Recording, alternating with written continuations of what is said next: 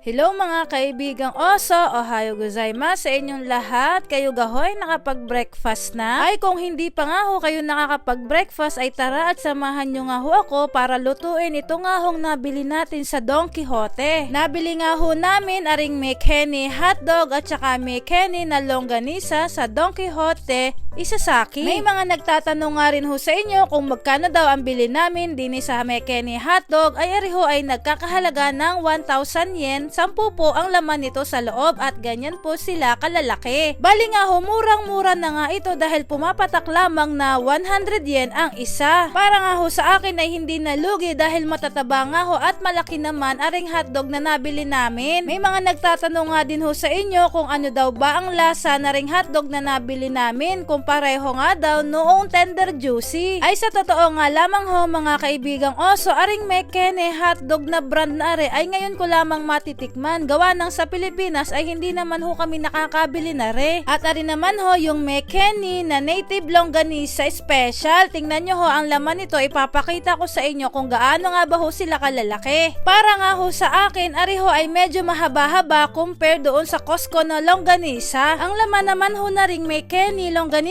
ay parang nasa 8 to 10 pieces. Hindi ko na nga ho matandaan pero madami-dami nga rin ho. Doon naman sa presyo ay nakalimutan ko rin pero para magkapresyo sila nung McKenny na hotdog 1,000 yen din. Pero ayun nga ho, hindi ako sigurado sa presyohan na ring longganisa kaya pakicheck na lamang po kung sakasakaling kayo bibili. At uulitin ko nga ho mga kaibigang oso sa mga nagtatanong kung saan ko ho ari nabili, dito ho sa Isasaki na Don Quijote. Sad nga lamang guys dahil hindi lahat ng Don Quijote dito sa Japan ay may mga tinda ng mga ganitong products. Tiningnan ko na nga rin ho yung mismong lagayan kung talaga bang ito ay product of the Philippines at tunay nga ho, product of the Philippines nga ho talaga. At nakalagay pa nga ho ay ang Pampanga, Philippines, kaya naman ari nga ho ay legit at original na McKenny product. Ang ginawa ko naman ho din sa pagluluto na rin ay nilagyan ko muna ho ng kaunting tubig para pakuluin nga muna bago ko nga ho nilagyan ng langis. At napansin ko nga ho na naglalangis naman siya ng sarili kaya naman kaunting oil lang ang aking inilagay. Habang nga hong niluluto ko ari ng maigi ay talaga nga namang napakabango ho din sa paligid namin kung inyo lamang maaamoy. Buti na nga lamang ho at si Ate Jasmine ay talagang tubong Pampanga kaya nga ho legit at talagang inirecommend niya sa amin na tikman daw ho namin ari at masarap nga daw ho. At sa totoo nga lang ho, hindi budol ang lasa na rin nga hong McKenny na hotdog at longganisa dahil pasok na pasok po. Napakasarap nga nito para sa akin. At ang final judgment ko nga ho din ay parehas talaga ho masarap kaya subukan nyo na rin.